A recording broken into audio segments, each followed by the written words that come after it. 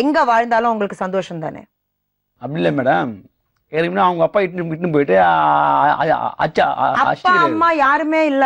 அவர் என்ன சொல்றாருன்னா யாருமே வேணாம், நான் என் பொண்டாட்டி என் பசங்க நாங்க தனியா வீடு எடுத்து சந்தோஷமா இருக்கோம். ஆனா ஒரு கண்டிஷன் என்னன்னா உங்க அம்மா வரக்கூடாது. உங்களுக்கு பாக்கணும்னா நீங்க பேசிங்க, என்ன வேணா இருக்கட்டும். ஆனா உங்க அம்மா அவர்கிட்ட பேசக்கூடாது, என் வீடு வரக்கூடாது, உங்க வீட்டுக்கு வரக்கூடாது. மாமியார் வீட்டுக்கு இல்ல மேடம் மேடம் ஒரு வருஷம் பிரிஞ்சு இருக்கிற பொண்ணை விட்டு நானே சொல்றேன், என் பொண்ணு எனக்கு கூட ஒரு பொண்ணு இருக்கு, ஒரு பையன் இருக்கு. நான் போனே பண்ண மாட்டேன் மேடம். பொண்ணே தேவை. நான் தான் தங்கச்சி எங்க அம்மா வேணும். ஆனா இவங்க 2 பேரும் இப்படி வாழ்ந்தா உங்களுக்கு சந்தோஷம் தானே?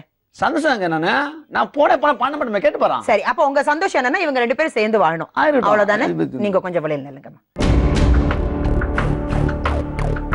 இப்போ வந்து எங்க அப்பா என் வீட்டு பக்கத்துல இருக்கே வேணா நீ ஃபர்ஸ்ட் கிளம்பு தெத்தி அனுப்புறாரு ஃபர்ஸ்ட் என்ன எப்படி முன்னாடிதான் உங்க மாமனார் வர ஒரு நிமிஷம் இவ்வளவு நேரம் நீங்க பேசிட்டீங்க, ஒரு நிமிஷம் அவங்க பேசட்டும். முன்னாடிதான் உங்க மாமனார் வர்றாரு, வந்தாருன்னா வீட்டு சண்டை வந்து அப்பா அம்மா அடிக்கிறாரு, மாமனார் பேசுறதுனால அப்பா கோவம் வருது. பொம்பளை இடத்துல இப்படிலாம் பச்சத்தை பார்த்து பேசுறாரு உங்க மாமனாரு. நீங்க இருக்கதானே வராரு, நீங்க இருக்க நீ போயிட்டுன்றாரு அப்பா. ஆனா சத்தியமங்கலம் மட்டும் போவாது, ஏன்னாக்கா அங்க இருந்தா தங்கி தங்கி வேலை செய்ய வேண்டியது இருக்கும் அப்படின்னு போவாது. ஒரு சத்தியமங்கலம் இல்லாம சென்னையில இல்லாம நடுவுல எங்கன்னா இரு. அவரு கேட்டுப்பாரு, நான் பேசுன கேட்டுப்பாருங்க மேடம். ஐயோ அப்படி இல்ல சொல்ல மேடம், சொன்னது உண்மைதான் மேடம்.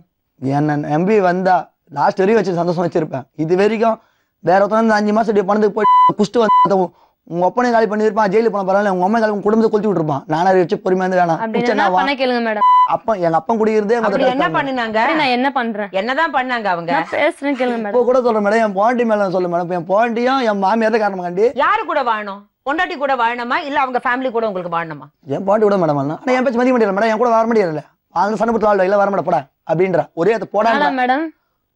சொல்றேன் மேடம், சண்முகபுரம் வேணும், சத்தியமங்கலம் வேணாம், எல்லாத்தையும் சொல்லிட்டேன். சண்முகபுரம் வேணும், சத்தியமங்கலம் வேணாம் மேடம். எங்க வரணும்னு சொல்றேன் மேடம். ஈரோடு. எந்த ஊரு? ஈரோடு.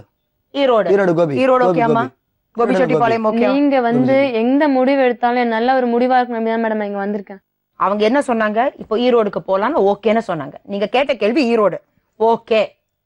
அவங்க அப்பா அம்மா யாரும் வந்து உங்களை தொந்தரவு பண்ண மாட்டாங்க. அப்பா வரட்டும்.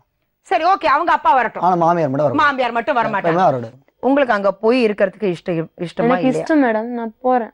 இவ்வளவு வருஷம் சந்தோஷமா தான் அவங்களை நல்லா பாத்துருக்காரு. ஈவன் ஃபர்தரா நீங்க அவர் கூட போய் இருக்கும்போது நல்லா தான் உங்களை பாத்துப்பாரு. இதுக்கு மேல பேச மாட்டாரு, இதுக்கு மேல அவர் பேச மாட்டாரு. தவறான வார்த்தை மட்டும் பேசக்கூடாது. சந்தோஷமா வாழுங்க, எந்த பிரச்சனையும் வராது. நான் அந்த பக்கம் வரும்போது ஷூட்டிங்க்கு கண்டிப்பா மேடம் உங்க போன் நம்பர் நான் வந்து ஒருவேளை சாப்பாடு சாப்பிடும் இல்லாட்டி ஒரு காஃபி கண்டிப்பா வாங்க. அங்க எப்படி இருக்கு மேடம் பாருங்க, சந்தோஷமா இருப்பீங்க.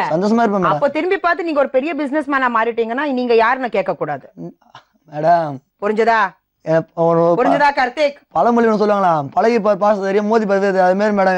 என் குணத்தை பத்தி நம்பலால கண்டிப்பா ஈரோடுக்கு நான் வரேன் உங்க வீட்டுக்கு. நீங்க 2 பேரும் சந்தோஷமா வாழுங்க, சரியா மீனா?